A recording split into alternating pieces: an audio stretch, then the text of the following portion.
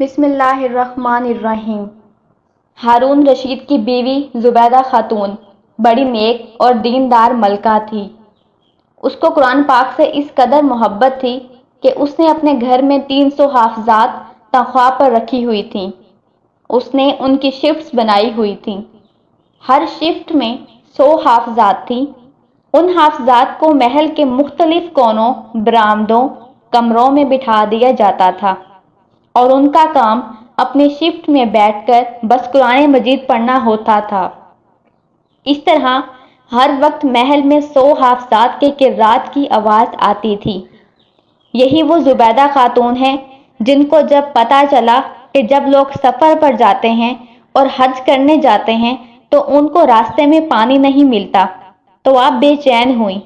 ہر بیوی اپنے خاوند سے کوئی نہ کوئی فرمائش کرتی رہتی ہے۔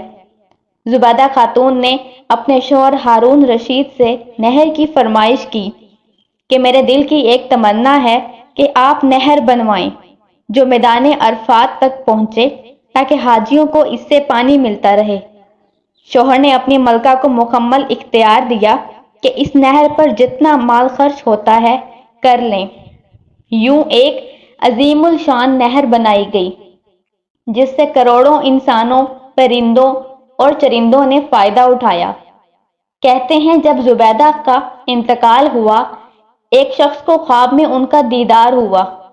اس نے زبیدہ سے پوچھا کہ اللہ نے تیرے ساتھ کیا ماجرا کیا؟ تو زبیدہ نے کہا بس اللہ نے مجھ پر رحمت کی۔ اس شخص نے کہا زبیدہ تیرے تو کام ہی اتنے بڑے تھے کہ لوگوں کو نہر بنوائی تو بخشش تو ہونی ہی تھی۔ زبیدہ نے کہا میری بخشش نہر کی وجہ سے نہیں ہوئی۔ جب میرا نہر والا عمل اللہ پاک کے سامنے پیش کیا گیا تو اللہ پاک نے فرمایا کہ تو نے تو نہر اس لیے بنوائی کہ تیرے پاس بیت المال کی مال اور دولت تھی۔ اگر بیت المال نہیں ہوتا تو تم یہ نہر بنوا سکتی تھی؟ یہ کوئی ایسا اہم کام نہیں جس سے تیری بخشش ہو جائے۔ تو مجھے بتاؤ تم نے میرے لیے کون سا عمل کیا؟ زبیدہ خاتون کہتی ہیں یہ سن کر میں ڈر گئی کہ میرے پاس تو ایسا کوئی عمل نہ تھا۔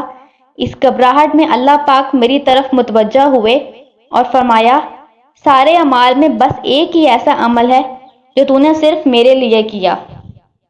ایک بار جب تم کو بھوک لگی اور کھانا کھا رہی تھی، منہ میں لقمہ ڈالنے سے پہلے اذان کی آواز تیرے کانوں میں آئی۔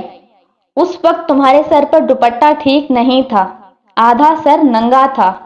اس وقت تیرے دل میں خیال آیا کہ اللہ کا نام بلند ہو رہا ہے اور میرا سر ننگا ہے۔ تم نے اپنی بھوک کی پرواہ نہ کی، لقمہ نیچے رکھا اور اپنا دوپٹہ ٹھیک کر لیا اور پھر کھانا شروع کیا۔ تو نے لقمے میں جو تاخیر کی وہ میرے نام کے ادب کی وجہ سے تھی، بس تیری مغفرت کی وجہ یہی ہے۔